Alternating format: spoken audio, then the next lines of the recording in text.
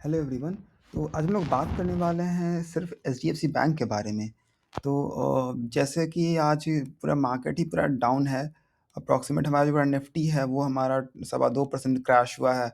अगर उसमें जो मैक्सिमम वेटेज होता है वो उसकी बात करें तो हमारा एचडीएफसी बैंक का ही होता है। और वो हमारा देखने को मिल रहा है आज 8.16% क्रैश हुआ है। तो जो प्राइमरी जो ड्राइवर है जो निफ्टी और बीएसई सेंसेक्स को इतना नीचे लेके गया है, इसका रीज़न यही है। रीज़न बीइंग कि अप्रॉक्सीमेट 13 to 14% ये कंट्रीब्यूट करता है निफ्टी 50 को। और अगर सबसे बात करें पहले, तो सबसे बड़ा वेटेज जो होता है फाइनेंशियल इंस्टीट्यूशन का होता है, जिसमें सबसे ज़्यादा H D F C bank का ही है। और यही जब 8% क्रैश होगा तो उसका इम्पैक्ट पूरे निफ्टी इंडेक्स पे पड़ेगा, पूरे सेंसेक्स इंडेक्स पे पड़ेगा। तो आज हम देखेंगे कि ये जो क्रैश हुआ क्यों है इतना ज़्यादा। तो जैसे कि लास्ट में कल कल हमने अपडेट डाली थी। अ, उम, कल हमने अपडेट अपडेट डाली थी कम्युनिटी पोस्ट पे कि जो विप्रो का एडीआर है 8.5% डाउन है। आईसीआईसीआई का है जो एडीआर है 7.5% डाउन है। एचडीएफसी का एडीआर है वो 6% डाउन है।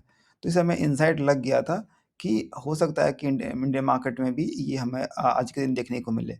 इसका मतलब ये नहीं कि एडीआर डाउन जाएगा तो हमारा इंडियन मार्केट भी डाउन जाएगा। But most of the cases में होता है क्या है कि जब हमारा एडीआर रिफ्लेक्ट होता है, एडीआर डिस्प्ले होता है, एडीआर शो होता है, उसके अगले दिन हमें इंडियन मार्केट भी सिमिलर बिहेवियर देखने को मिलता है।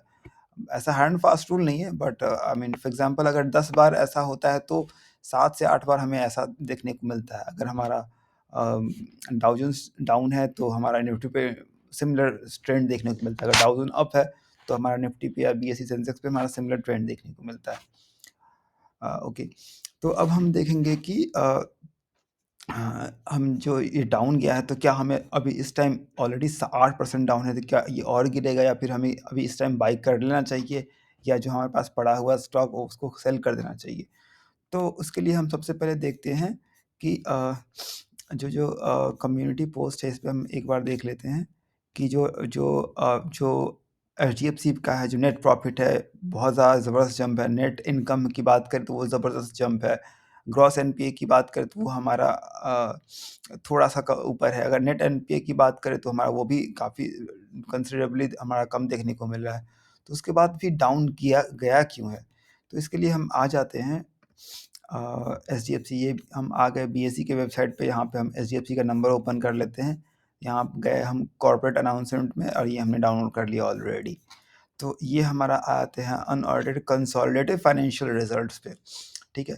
तो अभी कुछ टाइम पहले तो नहीं, अप्रॉक्सीमेट मोर देन 1 साल हो गया है जब था कि एच डी एफ सी ने अनाउंस किया था कि ये मर्ज करेगी अपने H D F C limited जो हाउसिंग वाला एंटिटी है। तो H D F C bank और H D F C limited वो मर्ज हो जाएगी।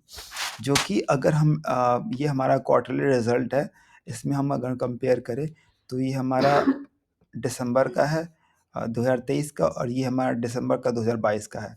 तो हम ईयर ऑन ईयर बेसिस पे देख रहे हैं।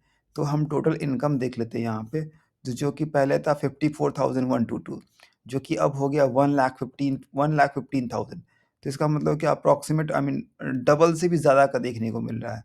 तो लेकिन अब इसमें कैच ये है कि डबल जो है वो सिर्फ एचडीएफसी का नंबर नहीं है, ये दोनों कंबाइंड का नंबर है। तो अब अगर यहाँ पे देखेंगे तो अप्रॉक्सीमेट अगर हम इनकम की बात करें तो 100% का जम है, बट एक्चुअल में ऐसा नहीं है। अगर हमें देखना है तो हम पुराने जो नंबर है उसको हम कंपेयर करके मैच करा सकते हैं एग्जैक्टली कितना डिफरेंस है। ठीक है। तो यहाँ पे हमें देखने को मिला 100% जंप। अगर हम बात करें operating profit before provision and contingency की बात करें तो ये हमारा 20,000 था, जो कि अब हो गया 25,000। अगेन अगर हम देखें तो 20 से 25 या 25% का जंप है। ठीक है। अगर हम एक्सेप्शनल आइटम तो यहाँ पे कुछ है नहीं। प्रॉफिट फ्रॉम ऑर्डिनरी एक्टिविटीज़ देखें तो ये 16,000 था पहले, जो कि अब 21,000 का देखने को मिल रहा है। अगर हम टैक्स एक्सपेंस की बात करें तो ये टाइम था, यहाँ पे टैक्स एक्सपेंस था 4,200, जो कि अभी 3,500 का देखने को मिल रहा है, जो कि एक तरह से अच्छी बात है। बट अगेन इसमें जो एक्सेप्शनल आइटम होता है उसका वेटेज बहुत ज़्यादा होता है। अगर डिफरेंसेस ज़्यादा है दोनों के केस में, तो हमें उसी रिलेटिव में हमें देखने को में आउटपुट देखने को मिलता है।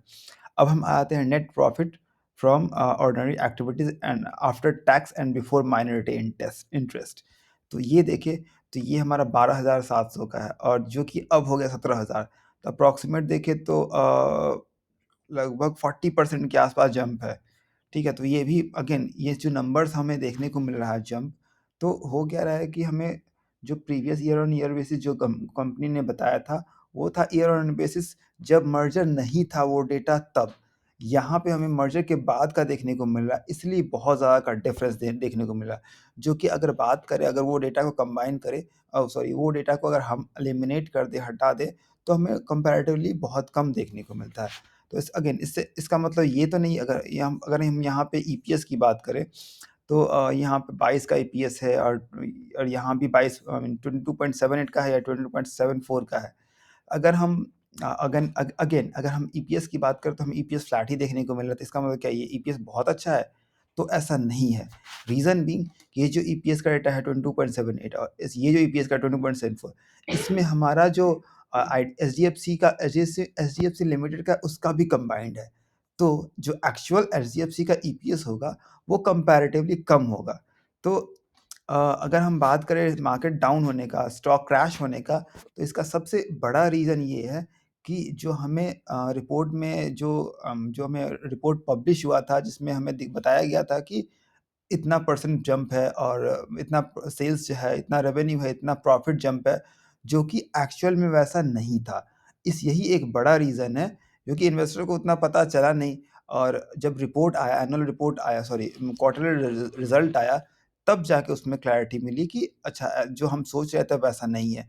तो जहाँ पे सोचा था कि 40% आई मीन प्रॉफिट है, अचानक से पहले कि 40% नहीं, इससे बहुत कंसिडरेबली बहुत कम अमाउंट है। तो ऑब्वियसली क्या बोलते हैं, इन्वेस्टर का मूड तो डिफरेंट होगा ही। तो इसका मतलब ये नहीं है कि हमारा एचडीएफसी बैंक खराब हो जाएगा। अगर अगर बात करें, एचडीएफसी अभी भी उतना ही स्ट्रांग पोजीशन में है, being the largest lending bank, largest private sector bank. तो अभी अभी भी स्ट्रांग पोजीशन में है, अपना फाइनेंशियल्स का अभी भी ज़बरदस्त है।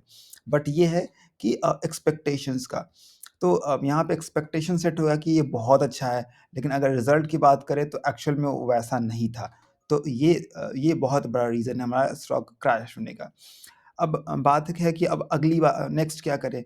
अच्छा, नेक्स्ट से पहले एक और चीज़ हम देख लेते हैं। आज हम फिर से देख लेते हैं एचडीएफसी एडीआर का, जो हम आ गए इन्वेस्टिंग पे और यहाँ पे एडीआर देखने को मिल रहा है 7.94%। ये हमारा एडीआर समझ लीजिए कि जो अब जिनको नहीं पता होगा, वो कि जो जो भी स्टॉक्स होते हैं, सारे नहीं, जो जो कुछ हमारे इंडियन स्टॉक्स है, वो हमारे कुछ कुछ स्टॉक्स हमारा यूएस में एक्सचेंज पे भी देखने को लिस्टेड देखने को मिलता है। तो उनका हम देख सकते हैं, जैसे दिन में हम होता है कि जो 9 बजे से 3:30 तक हमारा इंडिया में होता है, और जो 7:30 होता है, 7:30 पीएम आईएसटी की बात करें, उससे उसके उसके बाद रात के दोपहर आई मीन रात के शायद ढाई 3 बजे तक, एग्जैक्टली मुझे याद नहीं है अभी। रात रात के ढाई 3 बजे तक ये स्टॉक चलता है, अगर इंडियन टाइम की बात करें तो। तो यहाँ भी हमें फिर से देखने को मिल रहा है कि अप्रॉक्सीमेट 8% क्रैश हुआ है, अगर एडीआर की बात करें। अब देखना ये है कि कल भी क्रैश होता है या नहीं। तो जहाँ तक ये हाई प्रोबेबिलिटी है कि कल कल भी सिमिलर क्रैश देखने को मिल सकता है एचडीएफसी। बट अगेन, ये कोई हार्ड फास्ट रूल नहीं है। हो सकता है कि फ्लैट ही रहे, हो सकता है कि 8% ना जाके 4-5% हो, 4-5% क्रैश हो। तो ये कल की देखने वाली बात है। बट हाँ, ये साइन इसके अभी भी नेगेटिव ही दिख रहे हैं, और मतलब ऐसा नहीं कि बहुत जल्दी रिकवर हो जाएगा, ऐसा साइन तो अभी बिल्कुल भी नहीं दिख रहा है। और कंसीडरिंग द फैक्ट कि हमारा 8% ऑलरेडी क्रैश हो चुका है, तो आने वाले टाइम में हाई चांसेस है कि इतना ज़्यादा क्रैश, आई मीन कल की बात करें तो इतना ज़्यादा क्रैश ना हो। ठीक है? तो अब हम नेक्स्ट आ जाते हैं कि हमें बाय करना चाहिए या नहीं करना चाहिए। तो मेरे हिसाब से again it's all up to you कि आपको क्या लगता है। ये मेरा एनालिसिस है, मैं गलत भी हो सकता हूँ, बट हाँ, एट द एंड आपको आप अगर आपको इस एनालिसिस से कुछ हेल्प मिल सकता है, उसके बेसिस पे आप डिसीजन ले सकते हैं कि आपको बाय करना है, आपको होल्ड करना है या आपको सेल करना है। ठीक है? तो मेरे हिसाब से कल फिर क्रैश होने वाला है, अब ये देखने वाला है कितना होता है। अगर हम फाइनेंशियल्स की बात करें तो एचडीएफसी बैंक अभी भी स्ट्रांग पोजीशन में है बाई करने के लिए। और एक और चीज़ बता दें, ये जो हमारा जो स्टडी है ये हमारा लॉन्ग टर्म पर्सपेक्टिव का है, पर्सपेक्टिव के बेसिस पे। ये कोई ट्रेडिंग एडवाइस नहीं, या फिर आप शॉर्ट टर्म की सोच रहे हैं तो आप बिल्कुल आप इसको अनफॉलो कर सकते हैं। आप बिल्कुल भी इग्नोर कर सकते हैं इस वार्निंग को। बस ये अगर आप लॉन्ग टर्म इन्वेस्टर हैं तभी आप कंसिडर कर सकते हैं इसमें अपना स्टेक बढ़ाने का, जब भी आपको लगे तो। तो ठीक है, तो मेरे हिसाब से ये है कि अभी भी स्ट्रॉन्ग पोज़ीशन है, इसको स्टडी करने के लिए आने वाले टाइम में बहुत ज़बरदस्त रन अप दे सकता है। अभी 1-2 दिन से चलो अप एंड डाउन तो स्टॉक मार्केट में चलता ही रहता है, बट ये अभी भी स्ट्रॉन्ग पोज़ीशन में है, आने वाले टाइम में और अच्छा कर सकता है। सो ठीक है, तो आज के लिए बस इतना ही। Thank you so much for watching, see you in the next video, bye bye.